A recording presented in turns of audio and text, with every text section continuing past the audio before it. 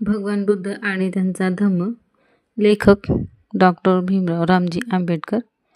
MA PhD DSc LLD D Litt barrister at law. अनुवादक घनश्याम तळवटकर. प्राचार्य म.भी. चिटणीस शासंग Rege. Siddharth Prakashan People's Education Society Anand Bhavan, doctor Dadabhai Naoroji road, Fort, Mumbai number 1.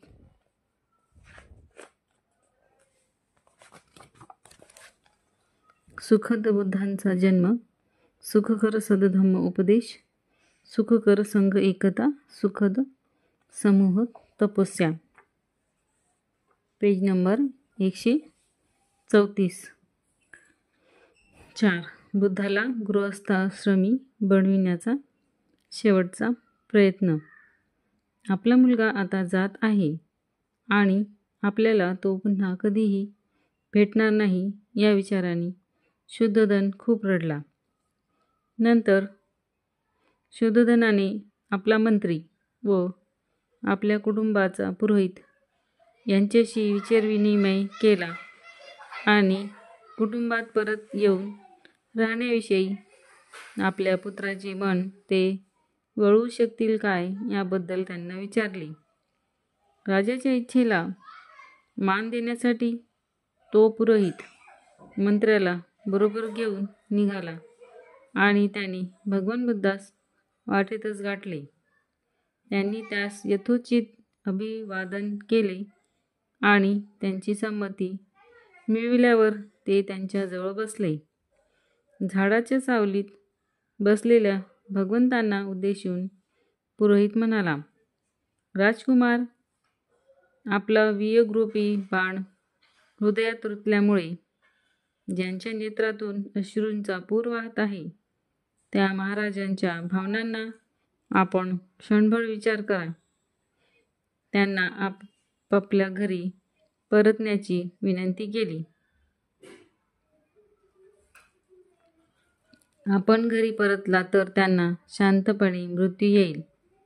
आपला निश्चय धर्मावर केंद्रित आहे हे मला माहीत आहे आणि मला हेही माहीत आहे की आपला हा संकल्प बदलणारा नाही.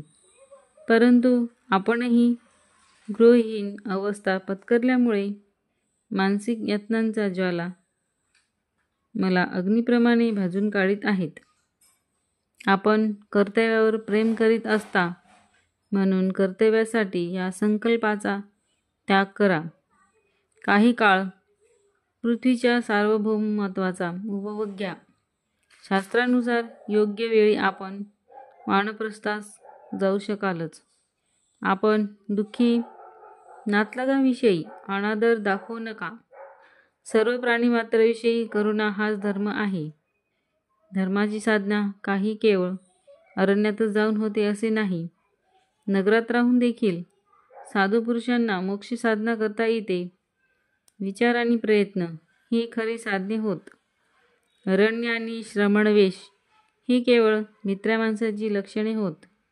आपल्यामुळे निर्माण झालेल्या यातनांच्या लाटांनी भरलेल्या खोल दुःख सागरात शाक्यांचा राजा बुडून गेला आहे.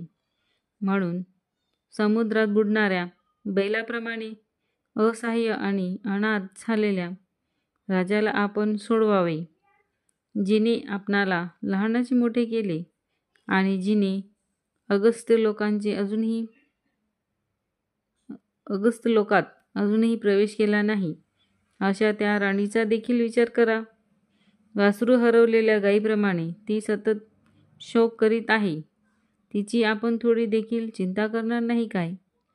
नराचा योग झालेल्या हंसीप्रमाणे किंवा सहचराने अरण्यात टाकून दिलेल्या हत्तीनीप्रमाणे पती जिवंत असतानाही विधवेप्रमाणे दुःखी कष्टी असणाऱ्या आपल्या पत्नीला आपण आपल्या दर्शनाने निश्चितच संतुष्ट केले पाहिजे. पुरोहिताच्या तोंडचे शब्द ऐकल्यावर गुणीजनांचे गुण लक्षात घेणाऱ्या भगवंतांनी क्षणभर विचार केला आणि नंतर शांतपणे पुढीलप्रमाणे उत्तर दिले. Page number 135. 5. भगवान बुद्धांचे उत्तर. महाराजांच्या मनातील पित्याची माया, विशेषतः त्यांनी माझ्यावर केलेली माया मी जाणतो. तरी देखील दुःखाने आणि दुरिताने जगाला ग्रासले आहे. याचा प्रत्यय आल्यामुळे माझ्या नातलगांना सोडून जाणे मला भाग पडत आहे. प्रियजनांचा वियोग अनिवार्य नसतो, तर आपल्या आवडत्या नातलगांना भेटण्याची कोण इच्छा करू शकणार नाही. परंतु एकदा वियोग झाला तरीही तो पुन्हा होणारच. म्हणून माझे पिताजी प्रेमळ असूनही मी त्यांना सोडून जात आहे. परंतु महाराजाच्या दुःखाला मी कारण आहे असे जे आपल्याला वाटते ते मला मान्य नाही. कारण स्वप्नवत भेटीमुळे भविष्यातील वियोगाच्या विचारांनी त्यांना दुःख होत आहे. यासाठी याबाबत आपले मत निश्चित झाले पाहिजे. वियोगाची विविध स्वरूपे पाहिल्यावर तुम्हाला जे समजले पाहिजे की पुत्र किंवा नातलग हे दुःखाचे कारण नाही, तर अज्ञान हे दुःखाचे कारण आहे. वाटेत एकमेकांना भेटणाऱ्या प्रवाशाप्रमाणे सर्व प्राणी मात्राच्या बाबतीत केव्हा ना केव्हा वियोग होणारच. हे जर अपरिहार्य आहे, तर कोणता शहाणा मनुष्य आपल्या प्रियजनांची ताटातूट झाली तर दुःख करीत बसेल. माणूस स्वजनांना दुसऱ्याच जगात सोडून तो या जगात येतो आणि त्यांना सोडून येथे आल्यावर तो पुन्हा दुसरीकडे जातो.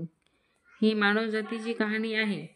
जे मुक्त आहे त्यांना भेटणारे आणि सोडून जाणारे यांची काय खंत असणार.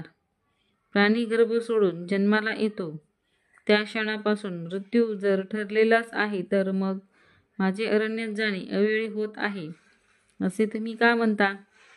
ऐहिक वस्तू साध्य करून घेताना एखादे वेळ अवेळी असेलही. काळ हा सर्व वस्तूंशी अविभाज्यतेने संलग्न असतो असे वर्णन केले जाते. काळ हा जगाला आपल्या विविध परिवर्तनात नेत असतो, परंतु स्तुत्य आणि परमोच्च सुखप्राप्तीसाठी कुठलाही काळ अनुकूलच असतो. महाराजांनी आपले राज्य मला देण्याची इच्छा दर्शवावी हा पित्याला शोभणारा उदात्त विचार आहे. परंतु आजारी माणसाने हावरटपणाचे अपथ्यकारक अन्न स्वीकारणे इतकेच मी हा विचार मान्य करणे अनुचित आहे. जो राज्याधिकार आभासमयी आहे, जिथे चिंता आहे, द्वेष आहे, थकवा आहे, जिथे सेवेच्या भक्तीमुळे अन्याय उद्भवतो, तो प्रज्ञावंताने स्वीकारणे कसे उचित ठरेल? सोनेरी प्रासाद मला आगीने पेटल्यासारखा वाटतो. मिष्टान्न भोजन विष कालवल्यासारखे वाटते. कमल फुलांनी आच्छादलेली शया मगरींनी ग्रासल्यासारखी वाटते.